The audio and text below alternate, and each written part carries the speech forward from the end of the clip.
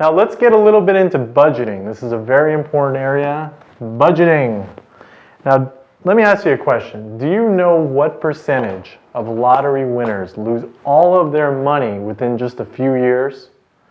Write down your best guess on a sheet of paper right in front of you. I'll give you a couple of seconds to do that. You ready? If you guess 70%, 7 out of 10 lottery winners lose it all within just a few years, you guessed absolutely correctly. Now, another question for you, a little quiz. Do you know what percentage of NBA and NFL professional athletes are broke or go bankrupt within just 5 years after they retired?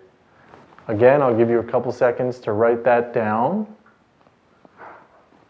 If you guessed 60%, that's right, 6 out of 10 professional basketball and football players that make these huge salaries in the millions of dollars lose it all within just 5 years, you guessed correctly.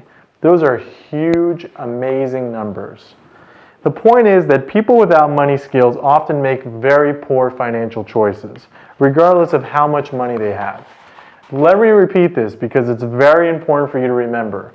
People without money skills make poor financial decisions, regardless of how much money they have.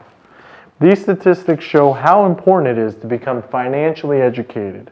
You don't want to be one of these statistics, believe me. It's very sad and very heartbreaking to see what some of these folks go through. No matter how much you have, learning how to budget will make you a better manager of your money and will make a huge positive difference. Giving you a life plan, giving you a roadmap to your future. The key to great money management is learning basic financial strategies that make you proficient. Now that's a great word, proficient. And all that being proficient means is to be advanced or skilled in a certain area. Just like you might be skilled or advanced at swimming or skiing or playing basketball, being a good budgeter is a skill just like anything else. Now the two most important parts of good money management are knowing how to spend and knowing how to save.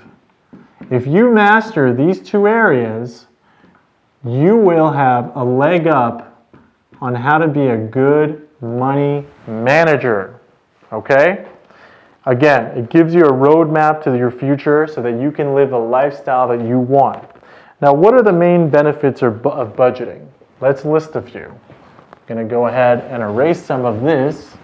There are 4 or 5 main benefits of becoming a good money manager. Number 1 is having control. What does control mean? It means knowing how much money you have at any given moment, and it puts you in the driver's seat of your life. Okay? Also, organization. You're going to be organized. Okay? You cannot put a price on that. Having a useful system that's predictable is very important. Having a plan keeps you organized.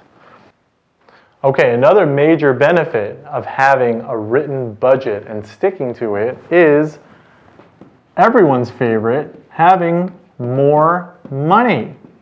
I assure you that having a written budget, staying disciplined, that's going to give you're going to end up with more money in the end of the month than you ever even expected. So that's another huge benefit of having a written budget. And number 4, of course, is opportunities. Okay? By having the discipline to stick to your budget, that's going to create financial windows, financial opportunities later on. If there's a business you want to get involved in, if your good friend has a great idea for a business, you're going to be in a position to take advantage of that. So instead of buying a $6 smoothie or other stuff that is way more than you should be spending on it, you're going to save that money for your future so you can take advantage of opportunities that present themselves later on. Should I continue? Keep on going. Okay. Now, let's get a little bit into needs and wants. This is a very important area. let's go ahead and erase the board and let's talk about needs versus wants. What is a need and what is a want? Okay.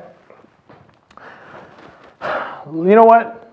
Take a second, write down what you think is the difference between needs and wants. I'll give you a second. Let's see if you are correct about this. All right, you ready? A need is something you have to have for your survival. Basic living stuff. Food, water, shelter, clothing. These are all examples of needs. You need them to live. It's very simple. A want, on the other hand, is something that you would like to have, something that isn't absolutely necessary for your survival. I'm sure you can think of a whole bunch of examples of that. The iPod, designer jeans, skiing vacations, Xbox, and other fancy toys and gadgets that are all examples of wants. Okay? Now, a good money manager knows how to have enough money to cover all of her needs while purchasing wants only when she has the extra money to do so. Now, let's talk about tracking your spending. This is very important to achieving financial success. The first thing to track is your fixed expenses. Let's write some of this stuff down. Fixed expenses, okay?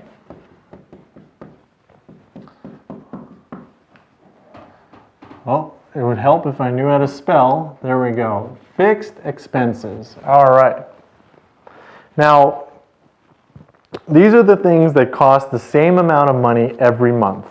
Like once you rent an apartment, your rent is going to stay pretty stable. Car payments, insurance. You'll be able to tell how much money each thing costs like that every month. Okay, those are fixed. Some people like to use Excel spreadsheets or any other spreadsheet on the computer. You don't have to, but it's a good tool to use. Now, there are fixed expenses that you pay on a monthly basis, but there's also fixed expenses that you pay once every year, like your car registration, gym membership payments or dues, and anything else you pay for once a year. You can look at these things monthly as well if you want. For instance, if it costs you $240 every year to be a member at your gym, then you can look at it as a $20 a month expense for your gym membership. However you want to look at it is fine, as long as you're consistent and it makes sense for you. Now let's talk a little bit about tracking your variable expenses. So we have your fixed expenses that stay pretty stable every month, and now on the other hand we have variable expenses. And as you guessed it, variable means these things change every month or every period. We all have cash that seems to just disappear each month, like grabbing a strawberry smoothie, as I mentioned, or buying a Hello Kitty pencil set. Whatever it might be, money that just has its own legs, picks up, and just walks away, right? Now, to get a handle on your spending, write down every dollar you spend and use a money diary, or a journal if you like, to help you see where that money's going. Saving receipts, carrying a small notepad, using a cell phone app can also help you. I'm sure there are many, many great budgeting cell phone apps on your phone that you can tap into. It's really just a matter of what you're comfortable with, what kind of system works best for you. There's no best system, it just has to work for you. If you could just, maybe another suggestion is just limit yourself to using only cash. Give yourself an allowance of a certain amount of cash every week or every 2 weeks to spend. Stop spending once you run out of that amount of cash. That's another good technique you could use. After a month, you'll have a much better, much clearer idea of how much money you're actually spending.